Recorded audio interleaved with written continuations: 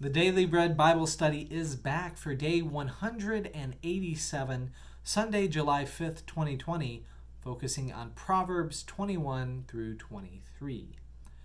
We jump into more wisdom of Solomon here today. In Proverbs 21 verse 5, it says, "The plans of the diligent lead surely to abundance, but everyone who is hasty comes only to want."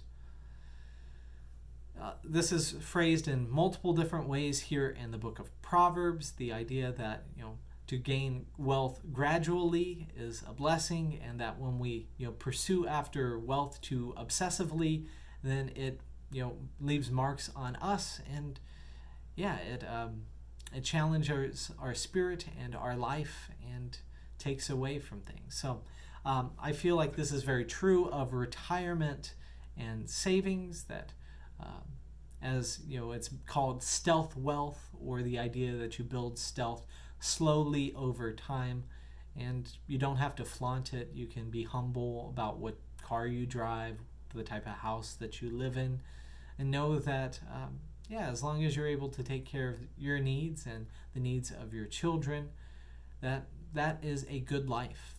And so having enough is enough. It's just being willing to allow ourselves to say we have enough. That's part of the challenge. In Proverbs 21 verse 13, it says, "If you close your ear to the cry of the poor, you will cry out and not be heard." I think this is just an important reminder to remember we are in this life together.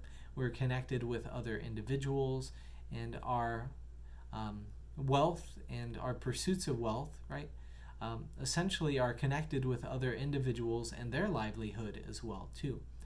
We want a society where we can have the resources we need, but we also want to make sure that other people have the resources that they need.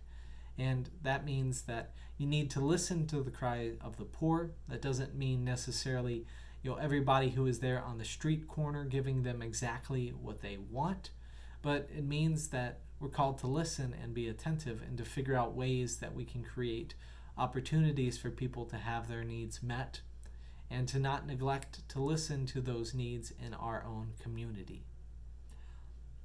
In Proverbs 21:19, it says, "It is better to live in a desert land than with a contentious and fretful wife."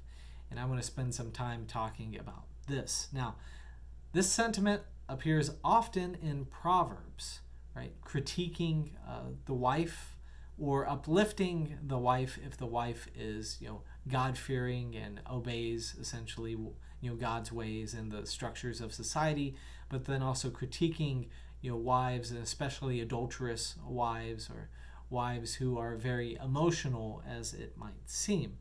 So I think there's some wisdom here. Of course, it wouldn't be in the Bible if there was no wisdom, but at the same time, it's lacking and needs to be explained a little bit. So I think the truth is that peace at home blesses your life and your family's life.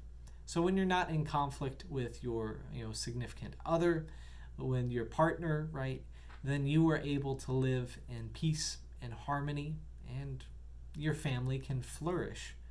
But I think what's missing here, and something that I'm really high on, is the accountability of men to be able to uphold self-discipline and standards, and to be very diligent in our own actions as well too. So for husbands, we're responsible for our actions too. Proverbs 21:19 kind of paints wives as irrational, a contentious and fretful wife, and assumes that the husbands have mental health stability. But husbands can also do things that bring anxiety to the family system, and we can also be called contentious and fretful by our actions as well too.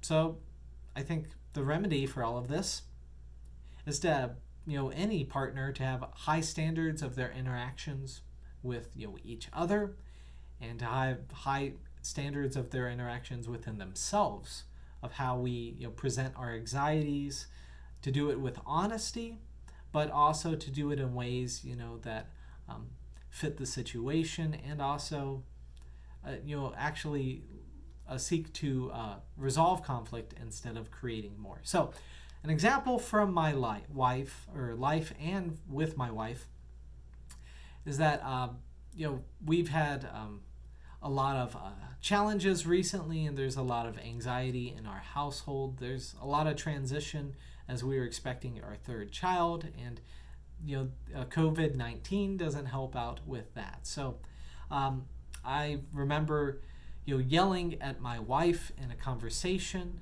and just getting to the point where I just kind of lost it and just started to yell and critiquing her, and it was not a good experience.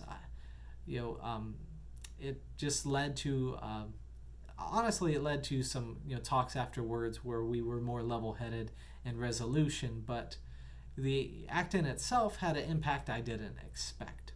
So my son Joel was overhearing it. He listened and saw his mom and dad interact in that way, dad yelling at mom, and so what did he do? He emulated my actions. He emulated my actions by yelling at my wife, demanding from her to get me this and that. And as I was reflecting upon it, I realized, through my lack of, being able to address my own anxieties, right, my son picked up on it and got a bad behavior from that. And so that's something that I think it's important to reflect upon, that the ways in which we act, the ways that we live, the actions that we do are seen by the world around us, and they have an impact, even if we may not think that they have a direct impact as that. It doesn't matter if in that argument I was right or wrong, but the way in which I did it was very much not the way that I want my child to do when he's in relationship with somebody else. So it's important to be able to just find peace at home and to remember that it's not all about the problems of the other. It's mainly about the problems you have within yourself. In Proverbs 22, I found a lot more wisdom, and just going to briefly go over, it seemed like every 2 verses I just wanted to capture on some wisdom here. So in Proverbs 22, verse 2, the rich and the poor have this in common. The Lord is the maker of them all. Like I said, we're in this together. We're all humans, beloved by God, created in God's image. God loves us and has redeemed humanity through Jesus' death and resurrection. It applies to all people, regardless if they are good or quote-unquote bad. But at the same time, it's important to remember we're just in this together. Proverbs 22, verse 4, the reward for humility and fear of the Lord is riches and honor and life. This goes back to having your priorities straight, following God's ways. God's ways are not a quick get rich quick scheme. It is something meant for your nourishment and for a good life to be able to live. So may you find the wisdom there from God's ways. In Proverbs 22:6, it says, train children in the right way, and when old, they will not stray. Goes back to the importance of following God's ways for all people, but then also instructing your children to help them understand the significance and importance of why you do what you do, not just doing it and expecting the children to be able to pick up and understand why you do what you do. It's funny what children pick up. As I just mentioned, they can mimic the wrong things that are not helpful and productive, but it also involves trying to reinforce those good habits and getting them to mimic the good things that you are able to do. In Proverbs 22, verse 11, it says, those who love a pure heart and are gracious in speech will have the king as a friend. And as I think and reflect upon this, as a Christian, I can't help but think of Jesus as the king in that imagery. And so if you're those who love a pure heart and are gracious in speech, you will have Jesus as your friend. So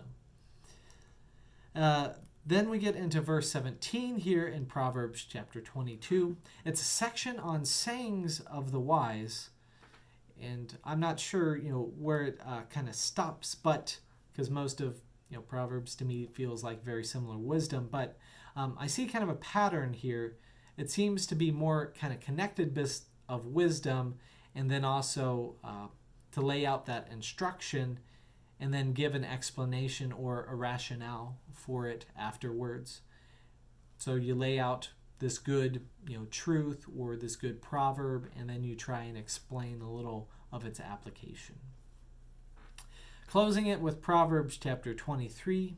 I didn't find too much that I was excited about, but in verse 24, it says, "The father of the righteous will greatly rejoice, and he who begets a wise son will be glad in him."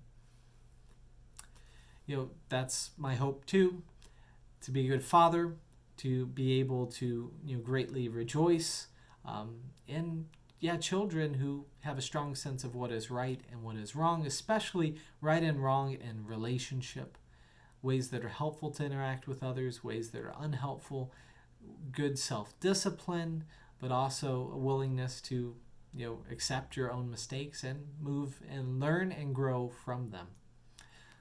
So I give thanks already for my children that I have, and I hope you are able to celebrate your children as well, that through your instruction and parenting, may they be a blessing to you the rest of your life. So give thanks for the ways in which that we are connected, and I look forward to joining in another Daily Bread Bible study next time.